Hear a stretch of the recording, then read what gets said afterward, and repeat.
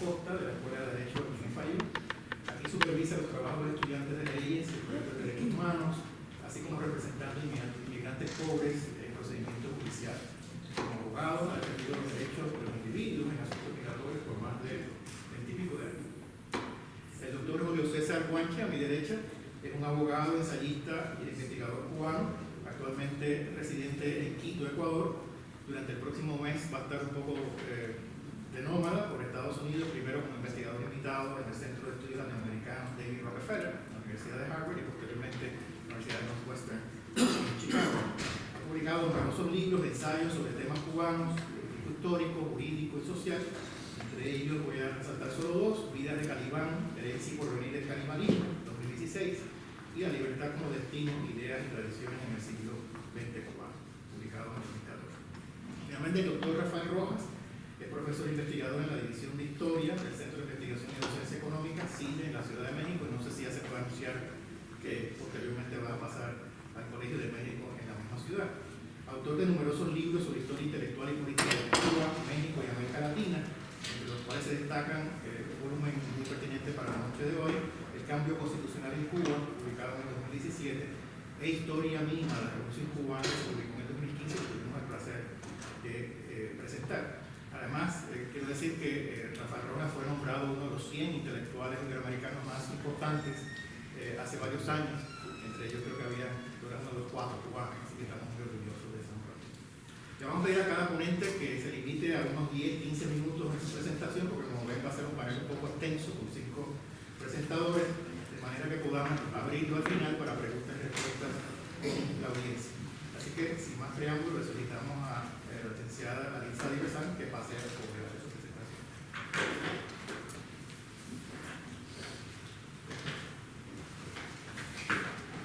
Buenas noches a todos, gracias a la por la invitación. Voy a hacer lo más rápido y concreta posible para darle tiempo a los ponentes a hacer su exposición. Mi análisis de la nueva Constitución es desde el punto de vista de los derechos humanos, desde la perspectiva. Y bueno, empezando en que la nueva Constitución, a pesar de que no tiene un proceso de internalización de los derechos humanos cuando se compara con los instrumentos jurídicos internacionales en la materia, puede considerarse como un paso de avance en la ampliación del catálogo de derechos, y si se la compara con el actual presupuesto. Y una novedad en este aspecto es la inclusión del principio de progresividad, que el mismo implica cambio, evolución y desarrollo. Y luego, para dirigir mi ponencia, la pregunta: ¿estamos ante una constitución progresiva? El principio de progresividad impone, o implica, que ampliar el contenido y alcance de los derechos humanos en la mayor medida posible hasta lograr su plena efectividad de acuerdo a las circunstancias fácticas y jurídicas concretas. Es decir, los derechos reconocidos en la Constitución tienen que ser el contenido mínimo que el Estado tiene la obligación inmediata de respetar, y además es el punto de partida para su desarrollo gradual. Esto nos lleva a la siguiente conclusión. Si la nueva Constitución es amplía esos derechos humanos que tienen reconocidos. Lo primero es que limita, en vez de ampliarlo, limita y condiciona el ejercicio de los derechos humanos a lo establecido en leyes vigentes o las nuevas que emite el Parlamento. Y esto, por supuesto, permite que mantengan leyes que restringen y imponen restricciones inadmisibles para el derecho internacional, como podría ser, por ejemplo, el decreto 217, que todos conocen, que limita el derecho de circulación dentro del país y que es una restricción inadmisible para el derecho internacional. Además, en la nueva Constitución se mantiene que el legislativo tiene la facultad de ampliar, interpretar y aplicar la Constitución. Además, ejerce el control de constitucionalidad y convencionalidad del ordenamiento jurídico interno y fiscaliza el resto de los órganos.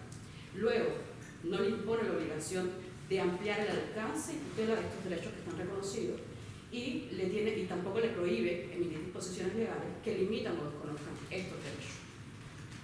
Además de declararse como norma suprema del Estado, le impone a los órganos y a sus funcionarios la obligación de ajustarse a lo que ya dispone. Sin embargo, también les concede la facultad de actuar en sus respectivas competencias, que en algunos casos está reconocida en la Constitución, pero son ampliadas por las leyes, ofreciéndole la oportunidad de tener un amplio margen de actuación y discrecionalidad, factores que favorecen el abuso y exceso del poder estatal. Luego hay una serie de derechos cuyos contenidos están omitidos dentro del propio texto. Por ejemplo, se reconoce el derecho a la defensa, pero no se incluye el derecho a elegir libremente un defensor, que es clave dentro, por lo menos en el sistema de garantías de debido proceso. Prohíbe la discriminación, pero excluye la unión política como un motivo de discriminación. Podría entonces preguntarse si esas omisiones podrían zafarse con la interpretación de los tratados internacionales en los que Cuba es parte.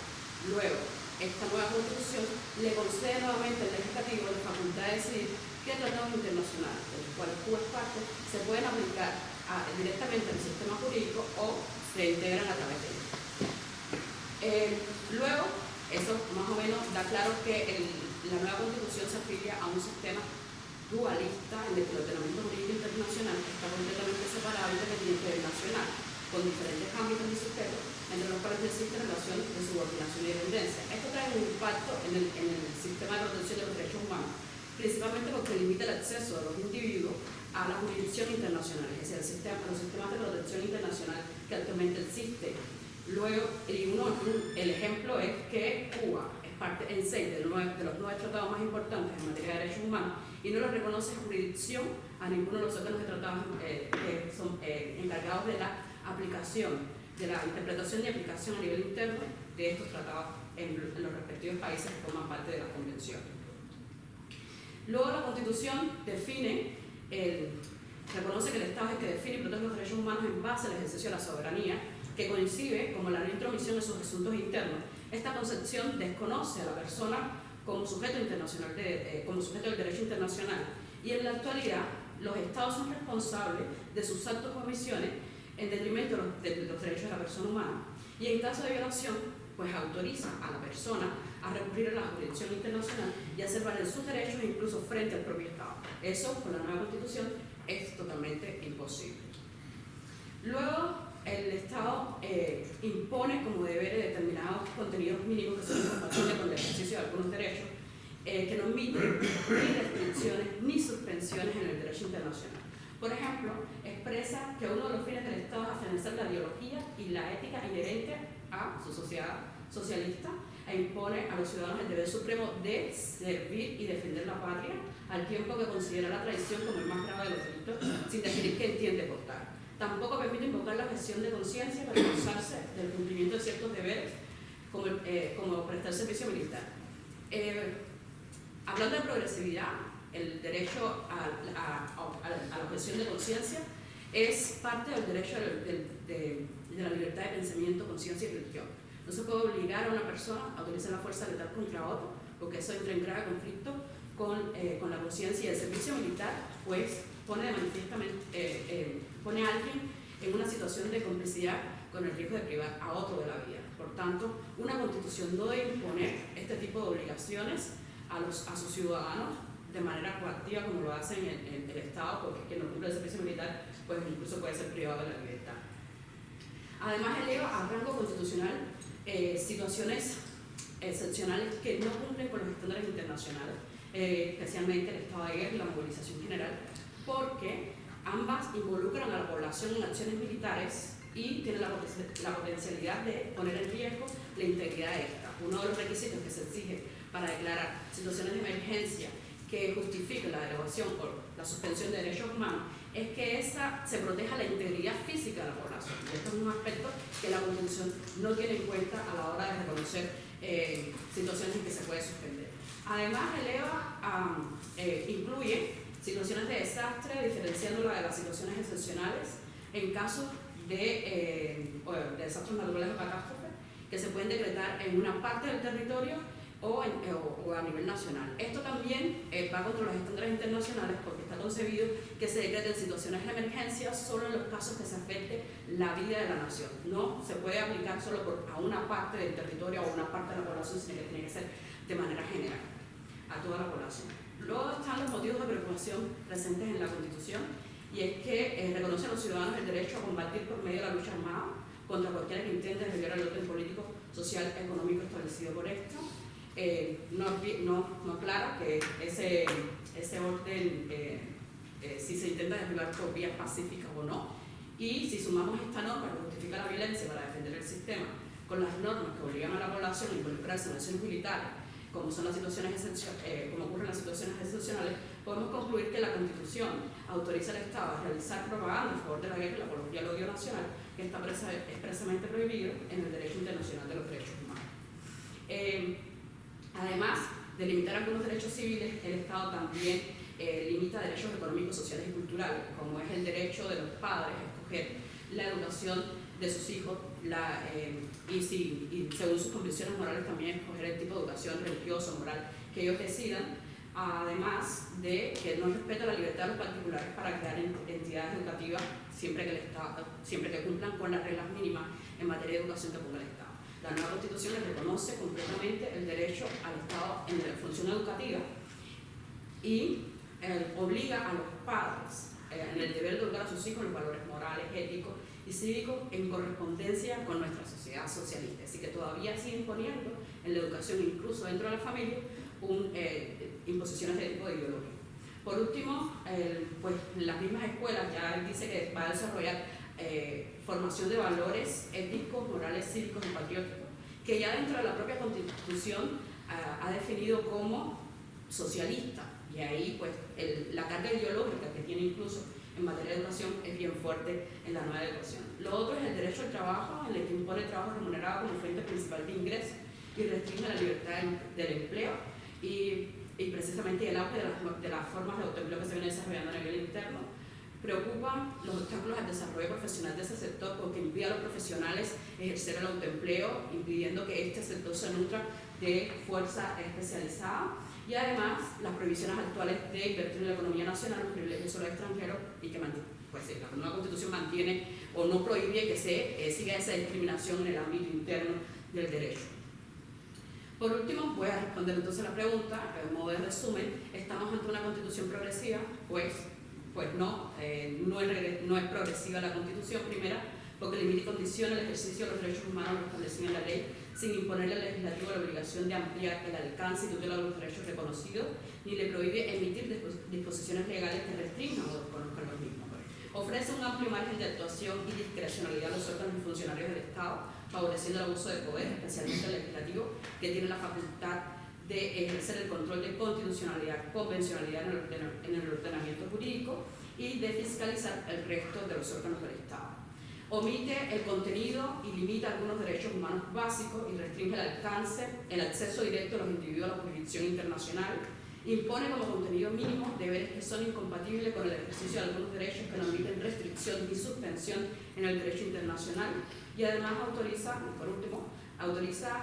la violencia armada para defender el sistema y la suspensión de derechos en situaciones que no son compatibles con los estándares internacionales, especialmente porque colocan en situación de riesgo la integridad física de la población o porque no afectan a toda la vida de la misma. Entonces, muchísimas gracias por la atención y se va la palabra.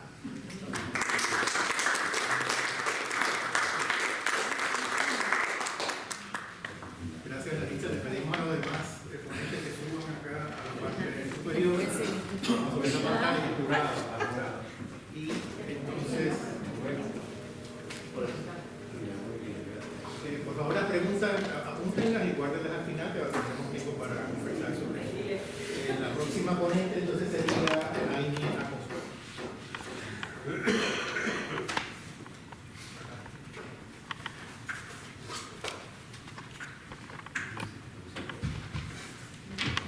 ¿Se escucha? Bueno, sí. Buenas noches. Agradecer también la invitación y la posibilidad de compartir algunas impresiones y opiniones sobre todo este proceso de reforma constitucional. En mi presentación concretamente no me voy a referir solamente al corpus de la Constitución misma aprobada, sino que quiero también hacer unas reflexiones sobre el proceso previo al referendo y sobre los resultados mismos del referendo, ¿no? Creo que lo primero que vale la pena recordar que es el primero en 43 años y también el primero con acceso a Internet, cuestiones todas que dieron algunos colores, o que pusieron algunos colores al evento del domingo, ¿no? En mi opinión, en la Cuba actual, este proceso constituía sin duda una oportunidad como pocas de las que hemos tenido en los últimos años. En primer lugar, porque se trataba de una herramienta propia de la democracia directa, escasamente empleada en la vida política de la isla.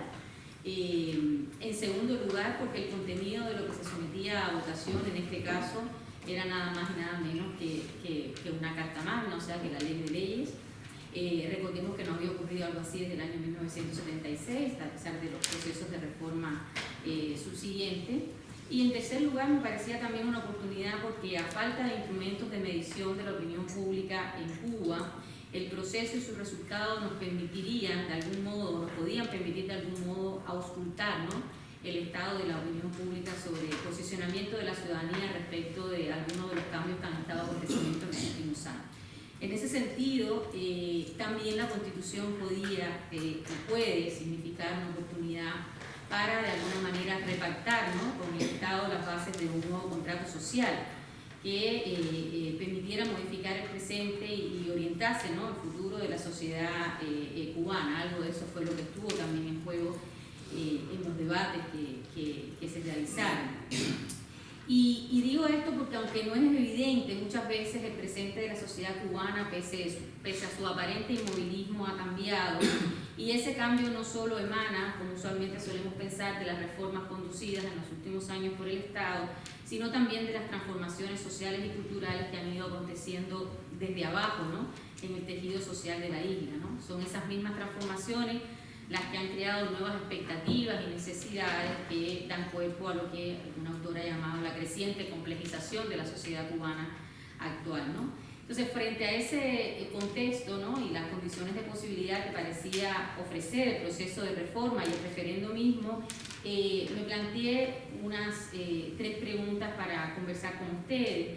En primer lugar, ahondar en el carácter y el alcance del proceso mismo previo, ¿no?, al referendo, que creo da algunas pistas, ¿no?, sobre lo que podría venir después, ¿no? Segundo, qué elementos también podemos destacar de los contenidos del texto sometido a votación, los elementos que fueron modificados, cambiados, ¿no?, y el tenor de estos cambios. Y por último también algunas notas sobre cómo podemos leer los resultados del domingo, ¿no?, del pasado domingo. Sobre el primer punto, sobre el carácter y alcance del proceso previo al referendo, creo que es importante repasar algunos datos sobre el diseño y elaboración del nuevo texto constitucional, ¿no? Recordar que el anteproyecto fue debatido públicamente por primera vez en julio del 2018 y que la responsabilidad de la redacción de ese anteproyecto fue asignada a una comisión temporal conformada por 33 diputados y cuya comisión también estuvo presidida por Raúl Castro y con Díaz-Canel como vicepresidente. O sea, aquí hay un primer dato sumamente relevante que con posterioridad a la conformación de esta comisión y elaboración del anteproyecto se procede entonces a iniciar entre agosto y noviembre del 2018 una consulta popular en vistas de recoger las opiniones de la población respecto al texto sugerido, ¿no?, por la comisión. Como novedad, y este también es un dato interesante, la consulta se amplió para los cubanos residentes en el exterior a través de la habilitación de este sitio web de la Nación y la Inmigración del Ministerio de Relaciones Exteriores. Culminado ese proceso de consulta y después de una revisión, se produjo otro borrador presentado por segunda vez a la Asamblea Nacional del Poder Popular el 22 de diciembre, cuyo borrador fue aprobado por unanimidad, ¿okay?, por la Asamblea.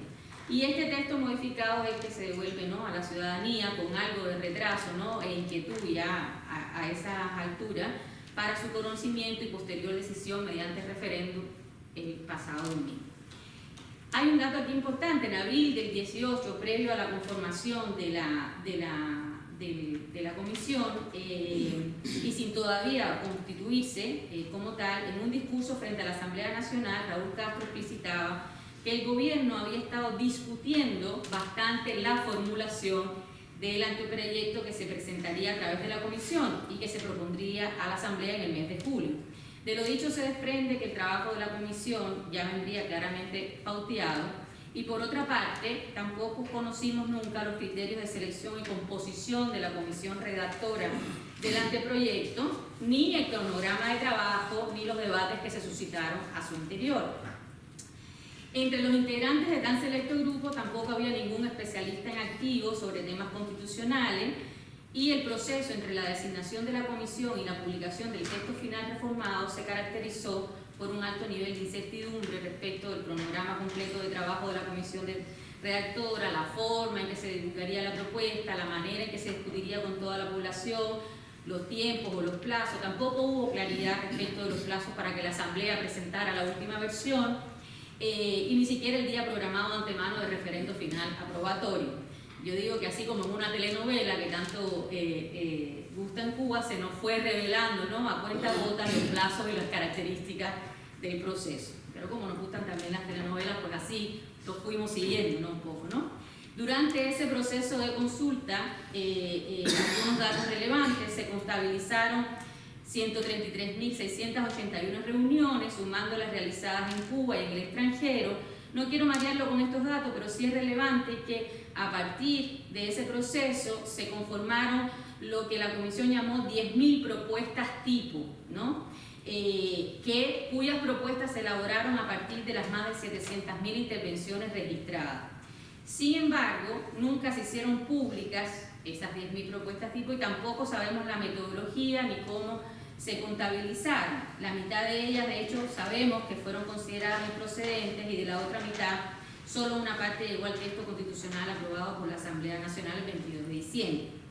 A la poca claridad metodológica de este procedimiento habría que agregarle su falta de transparencia, ¿no? O sea, a uno le costaría imaginar el trabajo de 33 diputados miembros de la comisión procesando en aproximadamente un mes tal volumen, ¿no?, de información.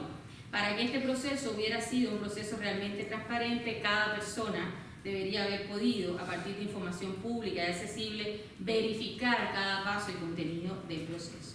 Lo que quiero decir es que más allá de estos indicadores cuantitativos, el único sondeo de opinión sobre el proceso de reforma que se realizó al interior del país, dado por Cubadata, contradice de alguna manera los altos niveles de participación que el gobierno había declarado conseguir durante la consulta. Y además contradice también un poco las expectativas, o sea, los bajos niveles o los menores niveles de participación demostraban también bajas expectativas sobre la incidencia efectiva que esas opiniones podrían tener, ¿no?, en la modificación del texto definitivo, como vamos a ver, o sea, temores que fueron confirmados efectivamente después con las modificaciones posteriores al proceso de consulta. En todo caso, un análisis más profundo que excede, digamos, esta presentación de las razones que expliquen la participación o no de estos procesos, podría dar claves interpretativas más densas respecto del comportamiento del electorado en la Cuba actual, ¿no? Pero un factor novedoso a considerar de este proceso tiene que ver con la participación mostrada en otras vías o canales de participación menos formales, ¿no?, como las redes sociales o los medios de opinión independientes. Y me parece que a pesar de las bajas expectativas depositadas en ese proceso formal de consulta encabezado por el gobierno, los debates concitados a través de estos medios, tanto dentro como fuera de Cuba, y en las redes sociales resultaron de una intensidad y dimensiones probablemente nunca antes registradas en procesos de esta naturaleza, y eso es un poco lo que les decía inicialmente, que tenía que ver con uno de los rasgos, ¿no?, que la posibilidad de que estaba también Internet que facilitara estos debates. El especial, por ejemplo, del Toque reveló que cada semana, durante que estuvo abierto el proceso de consulta, se publicaron nuevos análisis sobre el asunto constitucional. Hubo diversas iniciativas, dentro de las que destacan también la iniciativa del propio profesor Guancha, aquí presente en su blog, que logró aunar textos que venían publicándose en diversos medios, pero también es relevante mencionar aquellas iniciativas que sistematizaron datos, realizaron comparaciones de los diferentes textos constitucionales y que contribuyeron al análisis informado de la ciudadanía y también de los expertos y los investigadores. Yo creo que eso fue un elemento muy positivo y novísimo, que además nos pudimos nutrir mucho de lo que estábamos investigando, ¿no? Y además habría que destacar el rol de la prensa independiente y de otros sitios como el de Cuba Posible, en Cuba, Convivencia, entre otros, que dieron vida, uno podría decir, a un debate caracterizado como nunca antes por su diversidad demográfica, generacional, geográfica, profesional e ideológica, que probablemente tuvo impactos diferenciados afuera y al interior de la isla, pero uno podría analizar y estudiar con más profundidad la densidad, ¿no?, y las características de ese debate. Por lo menos pudimos ver en una revisión que se hizo de esos debates un alto nivel de desacuerdo entre las valoraciones de los analistas y la gran mayoría de las propuestas consignadas en el proyecto constitucional, fundamentalmente en los temas relacionados con los principios rectores del proyecto Nación, ¿no?, el partido único como fuerza dirigente de la sociedad y el Estado, y el carácter irrevocable del socialismo como sistema económico, social y político, ¿no? Por su parte, el mayor nivel de acuerdo fue concitado por la propuesta del matrimonio igualitario, la que sin embargo, como sabemos, fue modificada en el texto definitivo sometido a referéndum. En síntesis, sobre este punto, me parece que la elaboración del texto que fue votado el 24 de febrero tuvo, a fin de cuentas, muy poco de la voz del soberano y mucho de una muy pequeña y selecta comisión sin experiencia alguna en redacción de magnos textos y además claramente mandatada, controlada y monitoreada por el gobierno. El tipo de participación promovida en la consulta misma siguió manteniendo este carácter altamente formal y verticalista, aunque consideró la convocatoria a la emigración en la instancia de la consulta. Sabemos que fue una convocatoria también limitada y que negó la participación en el referéndum de aprobación a todos aquellos que no mantenían su residencia en el país o que manteniéndola no se encontraban en el territorio nacional para ejercer el voto. Sabemos que solo le fue permitido al personal diplomático y en misiones, para lo cual se habilitaron locales en varios países.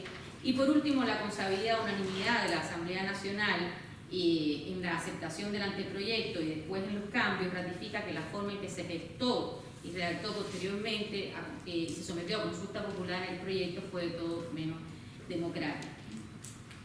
Sobre el segundo punto, los contenidos de la Constitución sometida, hay que destacar, por ejemplo, algunos datos. El texto sometido a votación finalmente quedó consagrado con 229 artículos. Con respecto al anteproyecto, 86 artículos permanecieron iguales, 7 son nuevos y 136 sufrieron modificación. Sin embargo, lo que quiero resaltar aquí es que solo 25 de los modificados experimentaron cambios significativos, ¿no?, o representativos. Los cambios producidos en los otros 111 artículos aluden a cuestiones más bien de forma, ¿no?, que de contenido, lo que puede indicar que para la comisión redactora y los diputados fue más difícil eliminar ideas de las concebidas originalmente que añadir contenido e incorporar la opinión, ¿no? Y en ese sentido, la inmensa mayoría de los cambios al proyecto recogidos en el debate popular no implicaron cambios de sentido, ¿no?, con respecto a lo que ya estaba diseñado por la comisión redactora. Aquí tal vez lo más insólito fue la inclusión de temas en la segunda vuelta que nadie o pocos habían propuesto, ¿no? Por ejemplo, está el caso de añadir la palabra comunismo, siendo que solo había sido sugerida por 600 peticiones en la Asamblea, mientras que se rechazó la elección del presidente por voto directo, una demanda propuesta por más de 11.000 veces, ¿no? Lo mismo sucedió con el artículo 68 del anteproyecto, ¿no?, que reconocía el matrimonio igualitario, que ya sabemos que fue eliminado y subsumido, ¿no?, en un vago artículo 82. Voy a irme rápidamente a la lectura de los resultados, ¿no?, y cómo leer los resultados recientes, ¿no? Todos sabemos, ya habremos leído que la autoridad electoral cubana ha reconocido unas cifras provisorias todavía, ¿no?, que cuando menos me parece a mí deberían ayudarnos a pensar y comenzar a derrumbar viejos mitos, ¿no? El primer resultado a destacar, y muy por encima de la victoria del sí a la reformulación del texto constitucional, algo que por supuesto a nadie debería haber sorprendido, es a mi juicio la repentina confirmación del quiebre, ¿no?, del consabido unanimismo, ¿no?, tan característico del proceder eleccionario, político, institucional en la Cuba post-59. Las expresiones de disconformidad con el proceso o el contenido de la futura Constitución se han visibilizado. Podemos empezar de alguna manera a contabilizar ese cambio silencioso que ha venido aconteciendo desde hace varios años para conformar una nueva fotografía de la sociedad cubana que podemos ahora, ¿no?, de alguna forma empezar a revelar, digo, a partir de estos datos. Sin embargo, tampoco habría que exagerar tratando de convertir esta votación en un retrato exacto, ¿no?, del paisaje político cubano. Nos equivocaríamos con ello, sin duda, ¿no?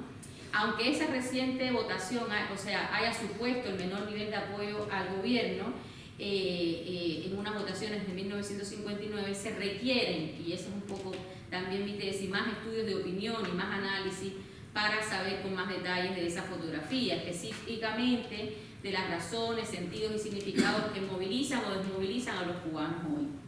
De momento, los datos ya la mayoría los conocemos, pero quiero resaltar sobre todo ese cerca del 26% del padrón que de alguna forma, puedo decir, no apoyaron de una forma u otra el proyecto, ya sea no yendo a votar, votando en contra, anulando o dejándolo en blanco, ¿no? Este porcentaje es por primera vez, a mi juicio, numérica y simbólicamente muy significativo por varias razones. Primero, porque se gestó durante un periodo relativamente corto, con una campaña electoral donde no se permitió, ya sabemos, la opción por el no.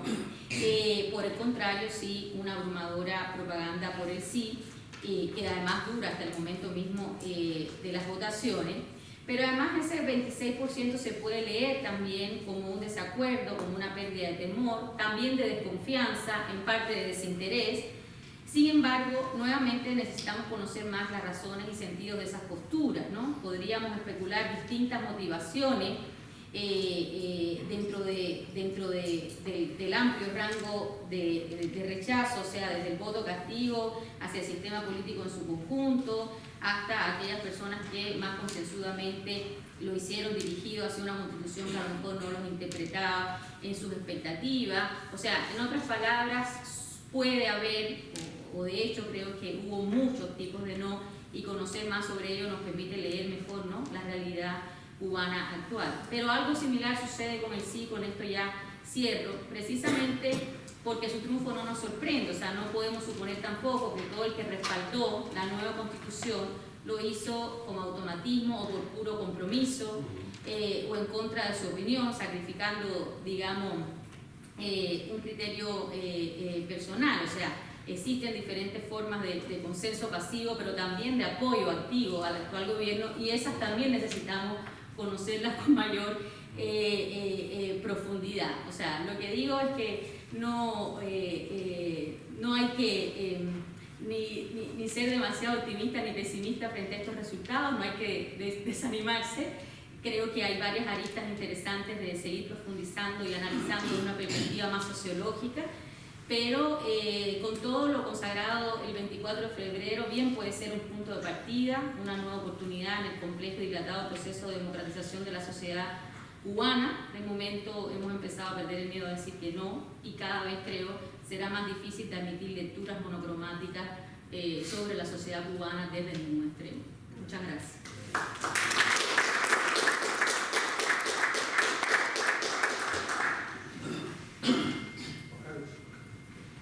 Mi presentación es en breve. Primero, bienvenidos todos al Colegio de Derecho. Normalmente aquí es donde los estudiantes tratan de hacer juicios y presentar sus casos, y es interesante porque hay cierta realidad académica y entonces hay cierta realidad en el mundo verdadero afuera, y es interesante que de vez en cuando alguien nos visite del mundo de afuera.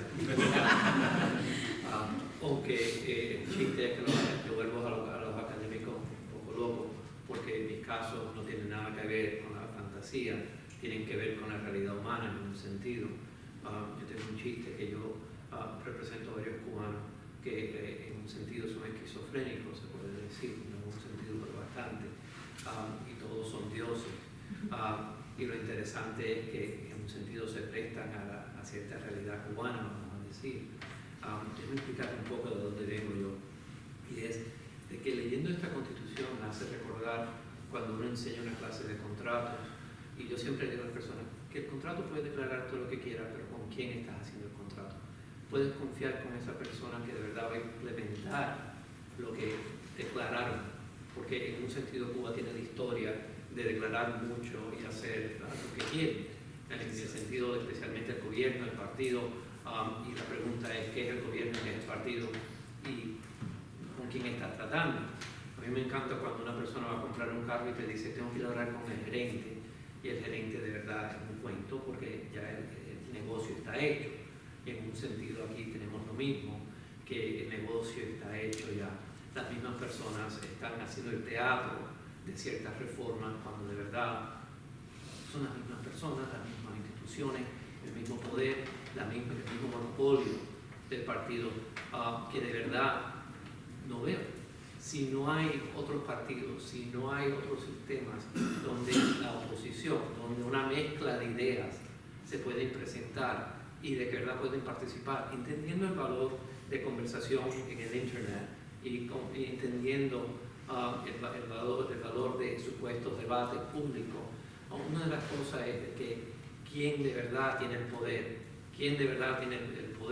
y me estaba riendo cuando estaba leyendo cierta sección de la igualdad, porque somos iguales como dijera Orwell, algunos más que otros.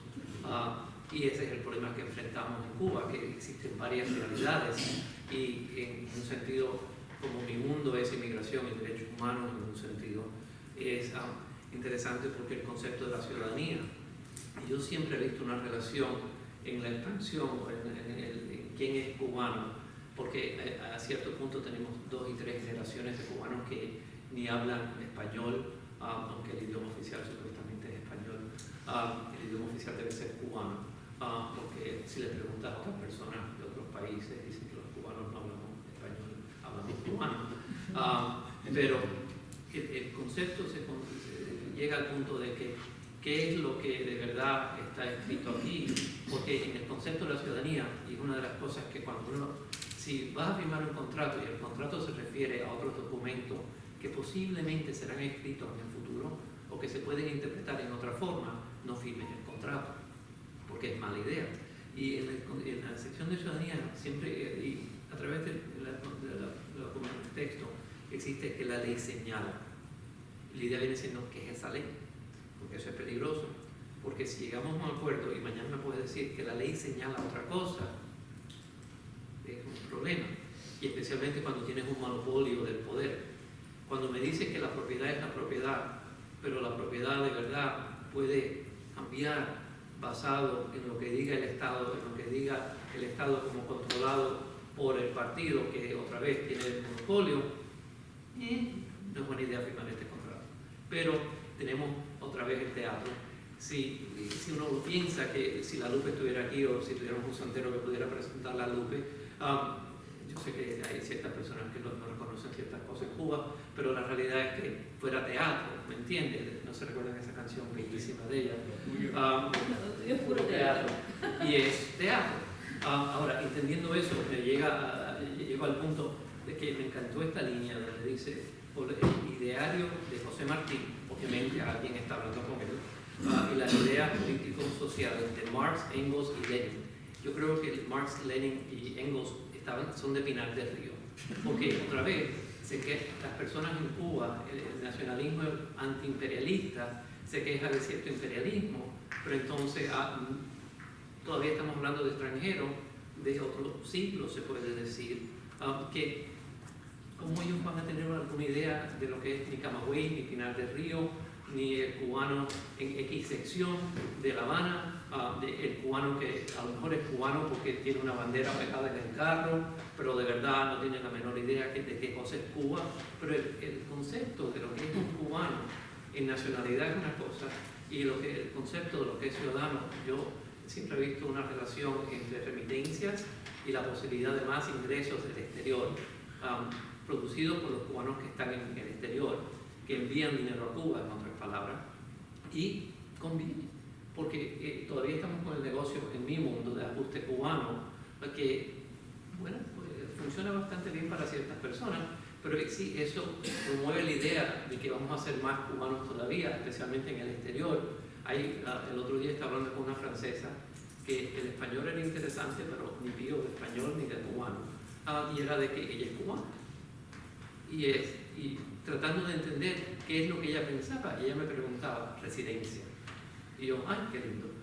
Y es de que, ¿qué es lo que de verdad es el futuro de Cuba? Porque el futuro de Cuba no es solamente, esto no puede ser un futuro, porque esto es una promesa de personas con quien se han hecho varios acuerdos, se puede decir, regresando al 76, vamos a decir, y otras cosas, y declaraciones que de verdad fueron fantasía. El derecho del individuo en Cuba es fantasía.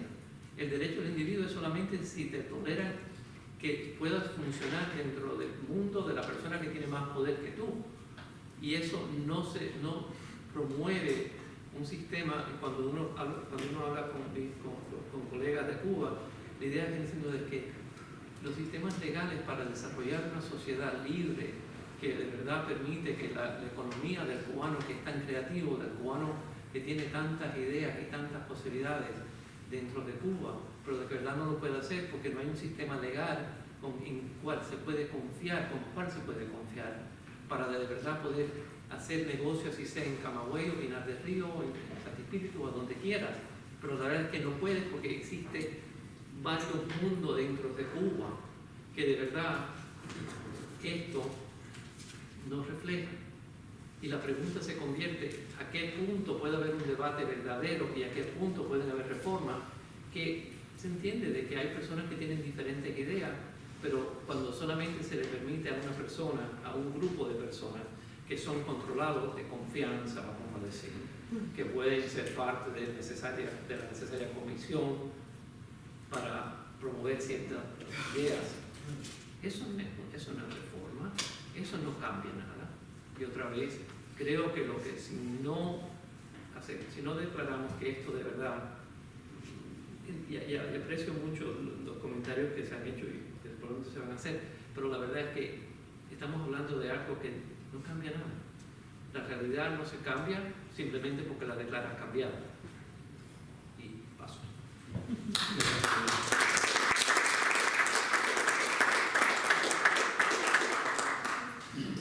Gracias a todos ustedes por estar acá, gracias a me antecedió la mesa que me seguirá.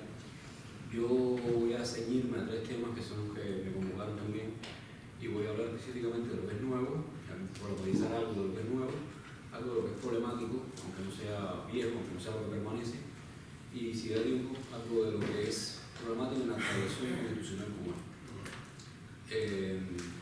Una sociedad real, una sociedad que cambia, una sociedad compleja, que no responde automáticamente a ningún mandato desde arriba, tiene sus propias dinámicas, y eso también se mostró en el proceso constitucional, y tanto en el debate formalmente convocado como en las dinámicas que de modo alternativo se dieron respecto a él.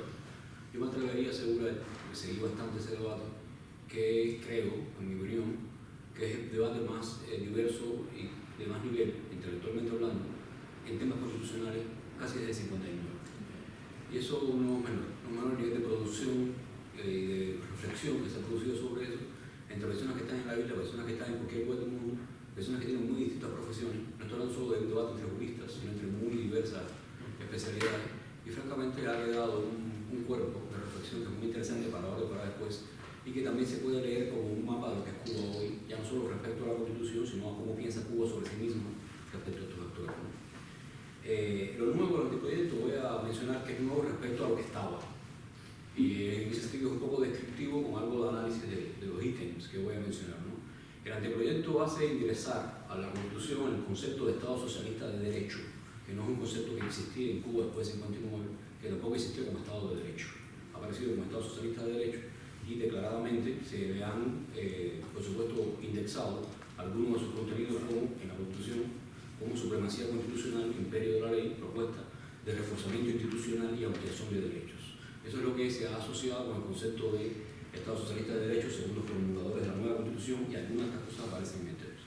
En este último campo de ampliación de derechos fueron mencionados algunos, deja abierta la posibilidad de matrimonio igualitario, ahora posibilidad, extiende el uso del proceso contencioso administrativo, que ha tenido un ámbito muy reducido en la práctica judicial cubana, establece más derechos en el proceso penal, otorga categoría constitucional a la habeas corpus, que está en ley de procedimiento, no en la Constitución, y agrega de modo nuevo una versión de habeas data.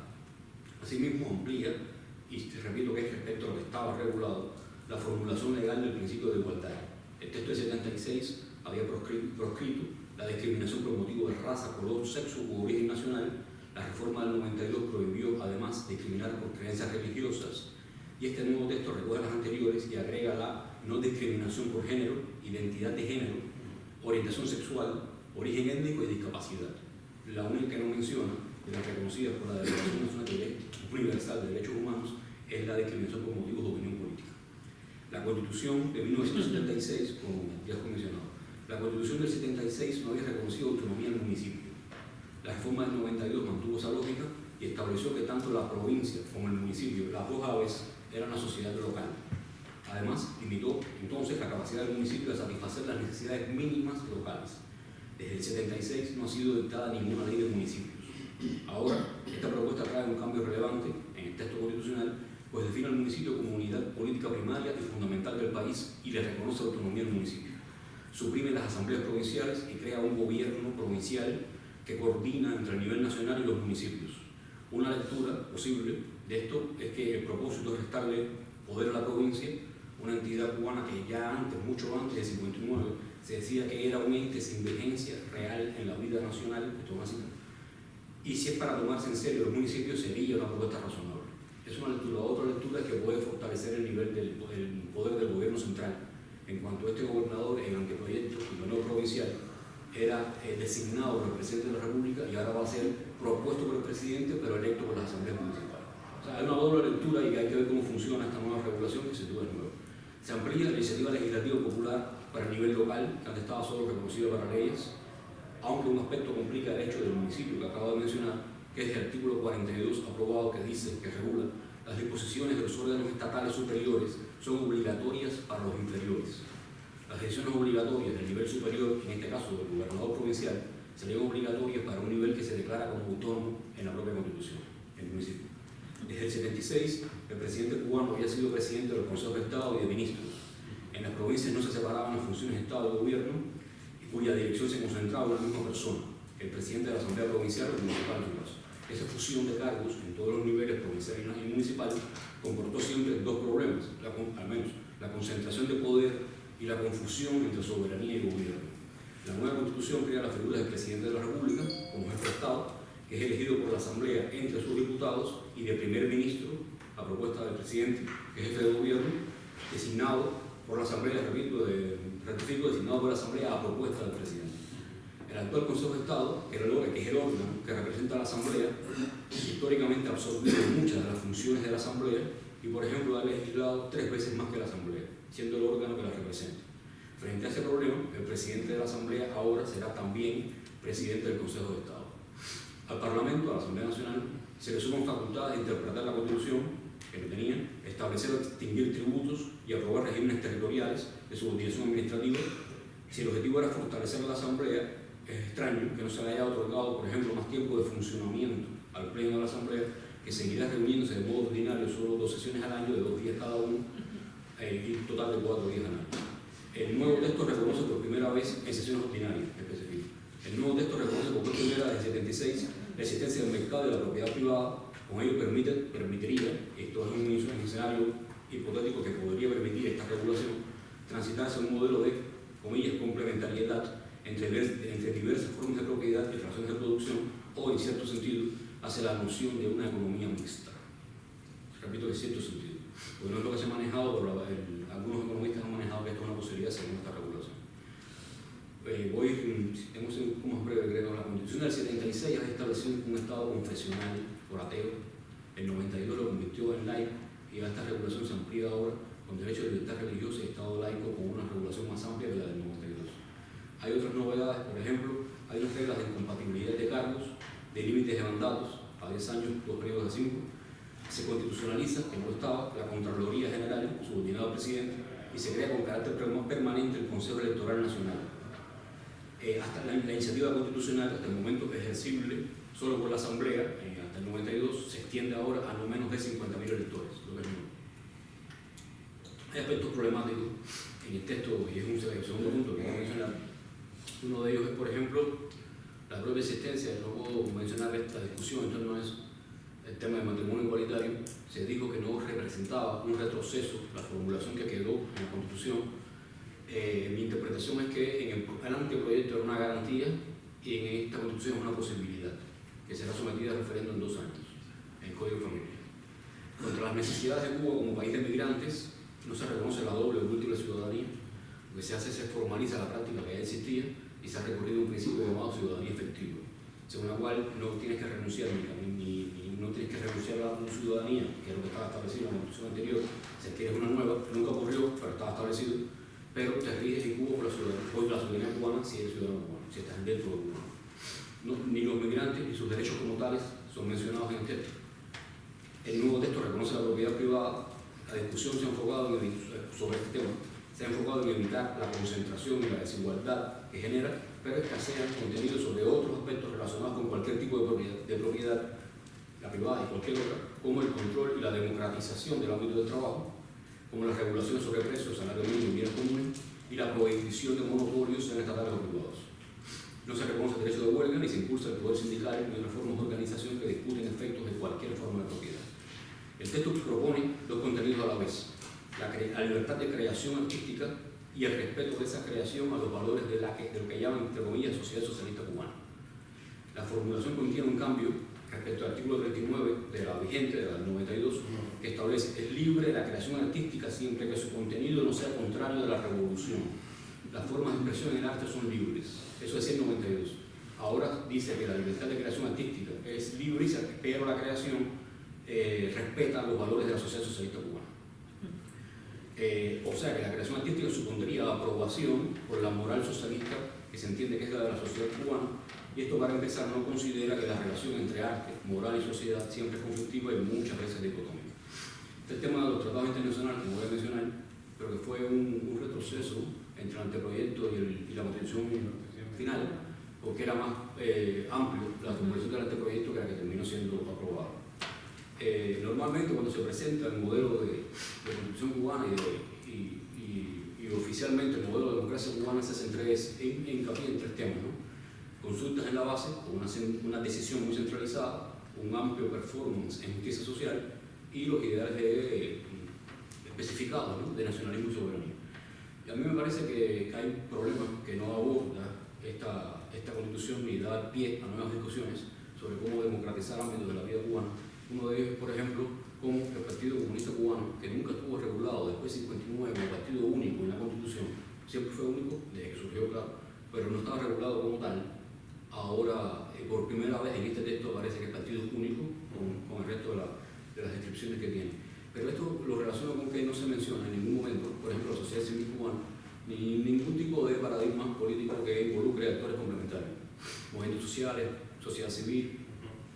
O sea que solamente un concepto político que se maneja en actores tradicionales, el partido, por ejemplo, los sindicatos, las organizaciones de masa, pero no da cabida a nuevos movimientos sociales, que es algo que ya ha cobrado presencia durante décadas, en los últimos años, por ejemplo, en América Latina. Hay viejos problemas, termino con 2 minutos si los tengo, que son antiguos hábitos con los cuales debe lidiar esta nueva constitución. Yo he estudiado bastante, por ejemplo, en Cuba, la constitución de 1940, y siempre se ha dicho, y se ha dicho con razón, que, por ejemplo, la falta de leyes accesorias que nos fueron dictadas fuera una de las causas que llevaron al vaciamiento de aquel orden constitucional. Lo que se dice mucho menos, eso es cierto, lo reconozco, porque hay mucha bibliografía sobre su documentación. 10 años después del 40 se habían dictado 10 de 90 leyes pendientes. Pero lo que nos ha pasado también en la historia cubana es que también en 76 tiene un enorme número de leyes accesorias que nunca fueron dictadas. Y ahora mismo, en esta constitución nueva, tiene más de 80 revisiones de ley. El concepto de reserva de ley existe en todas partes, no es una cosa rara. Lo que es importante es tener los mecanismos para pujar porque estas leyes accesorias existan, que pueden ser, por ejemplo, establecer legalmente un programa legislativo o, por ejemplo, establecer mecanismos que establezcan la inconstitucionalidad por omisión en caso de una ley que está siendo impulsada por la Constitución no sea aprobada. En este caso, esto puede ser un problema real, este gran número de leyes accesorias que la Constitución ordena dictar y que habría que ver cuántas de ellas se cumplen en el plazo que se prudente, ¿no?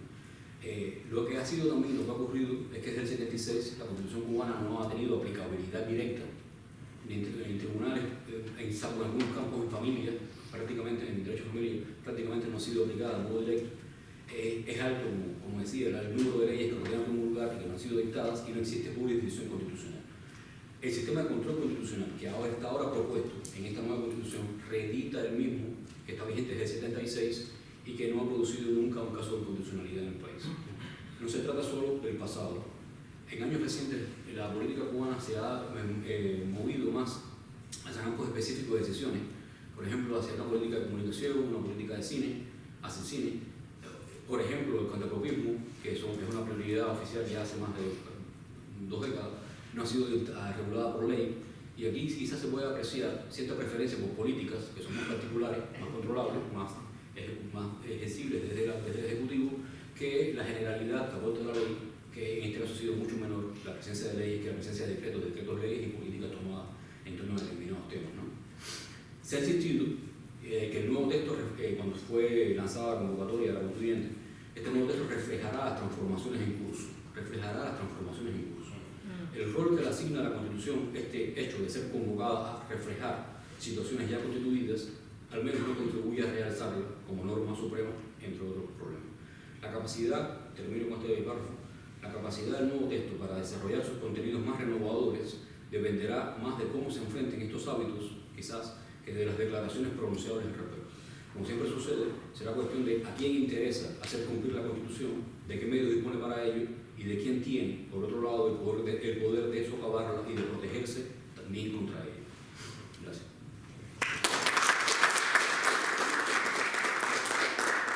Muy bien. Bueno, pues muchas gracias por haberme invitado a comentar algunas ideas sobre la nueva Constitución cubana. Ya creo yo que se ha hecho una exposición bastante exhaustiva sobre lo que avanza, lo que no avanza, incluso lo que retrocede el nuevo texto constitucional.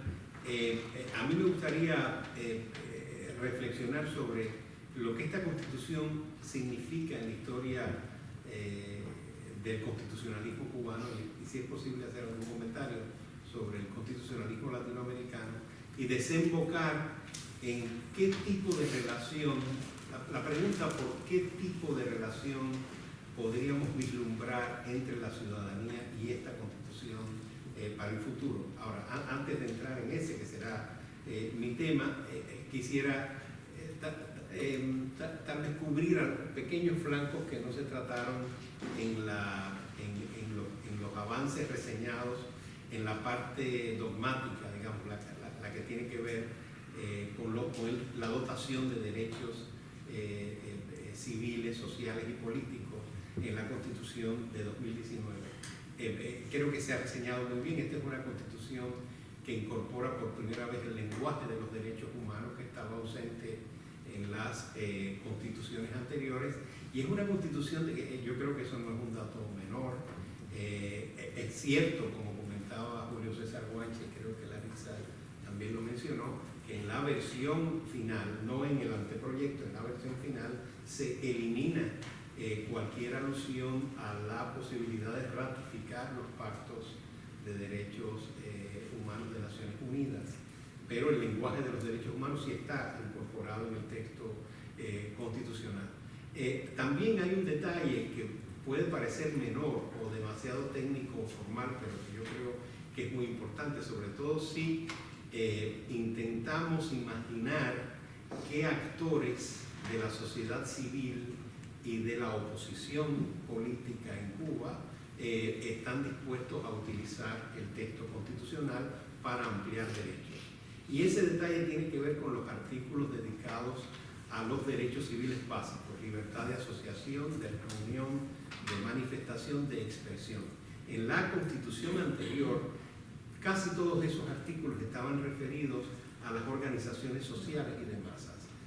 Se decía, la ciudadanía en Cuba tiene derecho a expresarse, manifestarse, reunirse, asociarse, y para eso cuenta con los medios que concede el Estado, que son del pueblo. Digamos, los medios de comunicación son del pueblo, las organizaciones organizaciones sociales y de masa son las organizaciones de la sociedad civil estatal. Saben que no había hay esa indistinción entre sociedad civil y sociedad política que es típica de los regímenes totalitarios. Bueno, ahora eso desaparece. Los artículos dedicados a las libertades de asociación, manifestación, reunión y expresión eliminan la conexión con los medios del Estado y las organizaciones sociales y demás, ¿verdad? Yo creo que eso es algo muy interesante. Claro, de todas formas se reiteran todos estos artículos que son como cláusulas pétreas o candados, como dicen algunos constitucionalistas, que tienen que ver con la irrevocabilidad del socialismo o con los límites a reformar ciertos aspectos, que ahí es donde voy a desembocar. Ahora, eso por la parte, digamos, dogmática o doctrinaria de la Constitución, lo que tiene que ver con los derechos fundamentales. En la parte orgánica yo creo que hay innovaciones importantes que podrían ubicarse en la zona problemática que señalaba Julio César Guanche, y que son cambios que tienen explicaciones no solo estructurales sino coyunturales, ¿no? Hay una reorganización del poder ejecutivo nacional en esta nueva Constitución que a mí me parece que responde de algún modo o intenta dar respuesta a los dilemas de la sucesión presidencial que estamos viviendo en los últimos años. La sucesión, primero fue la sucesión de Raúl Castro a Miguel Díaz-Canel bajo el esquema constitucional viejo. Ahora la sucesión presidencial próxima sucederá de acuerdo con una reorganización orgánica del poder nacional. Tenemos 4 figuras, digamos, con roles, con funciones ejecutivas: el primer secretario del Partido Comunista de Cuba, el presidente de la República, el presidente del Consejo de Estado, que es ahora el presidente de la Asamblea Nacional, y el primer ministro. Es una especie de difusión, o sea, un reparto de funciones al nivel del gobierno central, que creo yo que en algunos casos se afirman la autoridad máxima del presidente de la República cuando se le otorga potestad de proponer o nombrar, ¿verdad?, ministros o gobernadores provinciales, que en todo caso son electos, es decir, que no hay un sistema de subordinación funcional, como dirían los constitucionalistas, sino es un tipo de autoridad que puede cumplirse o no. Vamos, que abre la posibilidad a que haya una reversión de la decisión del poder central en la distribución de los cargos fundamentales del Estado. Yo creo que esto es fundamental. Se está diseñando otra manera de organizar el poder nacional en vistas a la próxima sucesión. Luego hay que incorporar, creo yo, estos elementos no son menores, del límite de edad para ser electo presidente en un primer periodo, que es muy bajo, es de 60 años, y la posibilidad de que solo haya una reelección por otro quinquenio. El próximo presidente de la República solo podrá gobernar 10 años y tendrá que tener menos de 60 años, más de 35 y menos de 60 para ser electo. Creo que se están creando reglas del juego, ¿verdad?, en el poder nacional nuevas para el futuro político de Cuba. Reglas del juego que serán, como sabemos, muy problemáticas. No estoy seguro de que esa sea exactamente una de las zonas que serán blancos de proyectos de reforma, pero podría serlo. Ahora, me interesa mucho llegar, para concluir, con alguna hipótesis sobre el tipo de relación que establecerá la ciudadanía cubana con esta nueva Constitución en perspectiva histórica. Me interesa hablar del tema de la reforma constitucional. A ver, me ha parecido interesante la lectura del artículo 226 de la Constitución. Hemos visto que aquí, creo que los cuatro ponentes han hablado de zonas problemáticas, de dilemas que se abren tanto en la parte dogmática como en la parte orgánica de la Constitución. Y cuando eso pasa en una Constitución, eso, como sabemos, son los primeros puntos que aparecen en una agenda de reforma constitucional, ¿verdad? Bueno, el artículo 226 dice que esta Constitución solo puede ser reformada por la Asamblea Nacional del Poder Popular mediante acuerdo adoptado en votación nominal por una mayoría no inferior a 2/3 partes del número de sus integrantes. Eso es lo primero que dice. Ahora, tienen iniciativa para promover reformas a la Constitución, yo creo que más actores que en el marco constitucional previo. Quiere decir que se abre el arco de posibilidad, el margen de oportunidad para la reforma constitucional en Cuba se abre. Pueden reformar la Constitución el presidente de la República, el Consejo de Estado, el Consejo de Ministros, los diputados a la Asamblea Nacional del Poder Popular mediante otra vez de esas 2/3 partes, el Consejo Nacional de la Central de Trabajadores de Cuba, que ustedes saben que es una, lo comentábamos con Larissa hoy antes de la conferencia, que es la pieza clave del sistema electoral, porque la CTC encabeza las comisiones de candidatura de la ley electoral. Los ciudadanos, inciso F, muy importante, los ciudadanos mediante petición dirigida a la Asamblea Nacional del Poder Popular, suscrita ante el Consejo Electoral Nacional, como mínimo por 50.000 electores. Esto no es como el inciso aquel del 88, del artículo 88 que dio lugar al proyecto Varela, no, esto está referido directamente, que era 20.000, no, 10.000, no, pero era para iniciativa directa de ley. Esto es para la reforma constitucional. Y luego entonces, claro, viene en el artículo 228 lo que vendría siendo la interdicción, es decir, lo que no se podría reformar en la Constitución. Y eso hay que leerlo con mucho cuidado. Dice, la reforma cuando se refiere, no se puede reformar lo que tenga que ver con la integración y funciones de la Asamblea Nacional del Poder Popular o, o del Consejo de Estado. El Consejo de Estado, que a mí me parece que es una de las instituciones que queda de una manera muy problemática en el nuevo diseño institucional, en la parte orgánica de la Constitución, porque recuerden que su titular es el presidente de la Asamblea Nacional. Quiere decir que ese Consejo de Estado, que antes era una rama poderosa del Poder Ejecutivo, ahora está subordinado al Poder Legislativo. Bueno, eso no se puede reformar. Las atribuciones o al periodo de mandato del presidente de la República, esto me pareció fascinante. Ese tema que provocó tanto debate, saben ustedes que hubo una oposición tanto al límite de edad para ser electo presidente de la República como a el derecho a la primera reelección.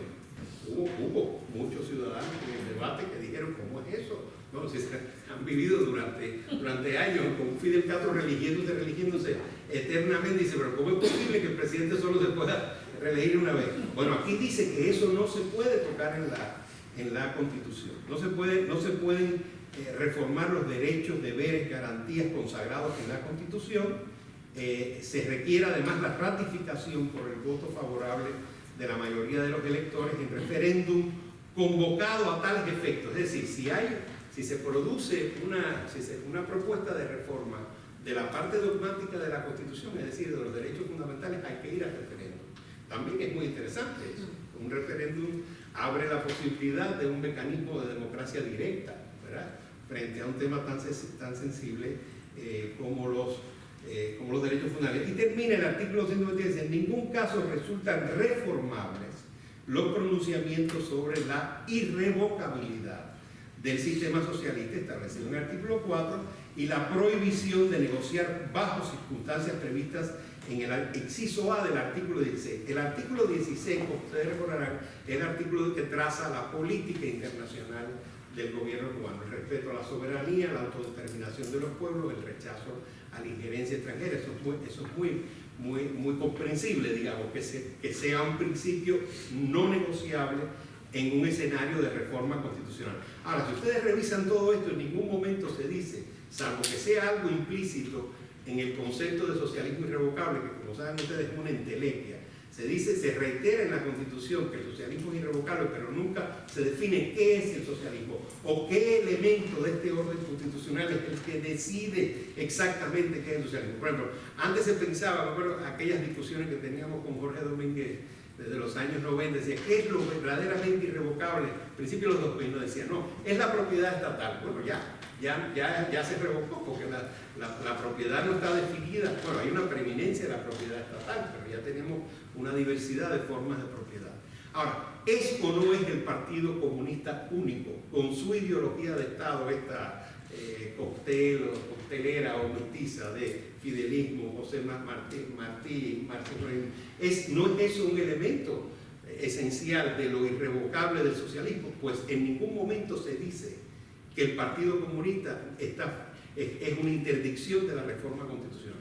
Aquí uno lee esa constitución y no hay manera de interpretar que el Partido Comunista está fuera de un debate de reforma constitucional.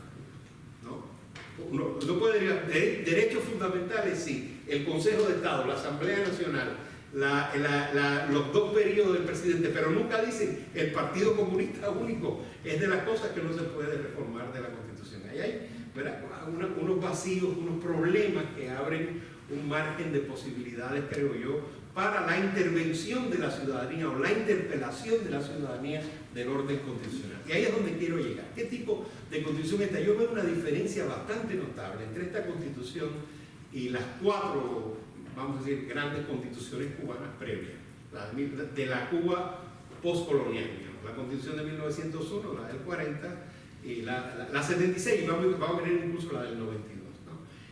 Esas 4 constituciones son constituciones, ¿cómo podríamos decir? Un poco que se establecen como textos sagrados, codifican una nueva etapa de la historia de Cuba, son constituciones fundacionales, de algún modo, menos la del 92, pero claramente son constituciones fundacionales, abren una nueva era en la historia del país. La primera, que es la constitución inicial de la República, una constitución liberal. Cuba es una nación soberana con un registro de derechos individuales muy amplio. La segunda es una constitución típica del liberalismo social de mediados del siglo XX en América Latina, heredera de la Constitución de Querétaro. Y la del 76 es la constitución que funda el Estado socialista cubano, que sería, recordemos, la propia ideología marxista-leninista, un Estado eterno, porque después de la transición al socialismo vendría finalmente el advenimiento del comunismo. Esta no es una constitución fundacional, esta es una constitución casi que se ofrece para ser reformada. Es una constitución abierta a la interpelación y a la intervención de la ciudadanía sobre el texto constitucional.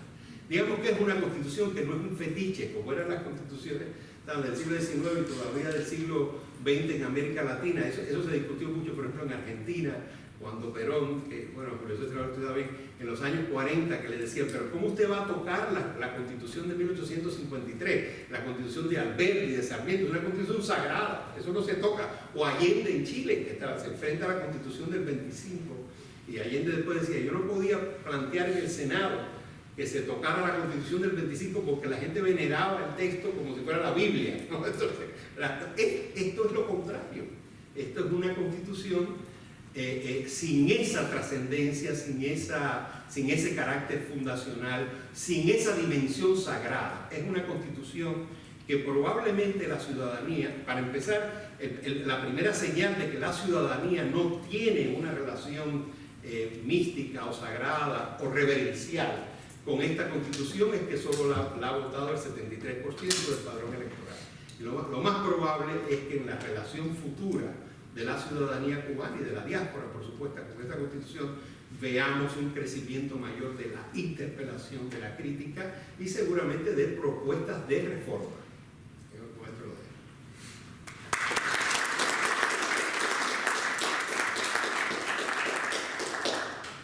Gracias a nuestros panelistas, sobre todo por haberse ajustado al tiempo. Tenemos algún tiempo ahora, como 15 minutos para preguntas y respuestas, pero quiero recordarles que por favor sean breves, que hagan una sola pregunta, no comentario, y también que se presenten. Vamos a recoger unas cuantas preguntas para dar tiempo a que piensen y para aumentar la participación. La primera pregunta. Mi pregunta va para Rafael.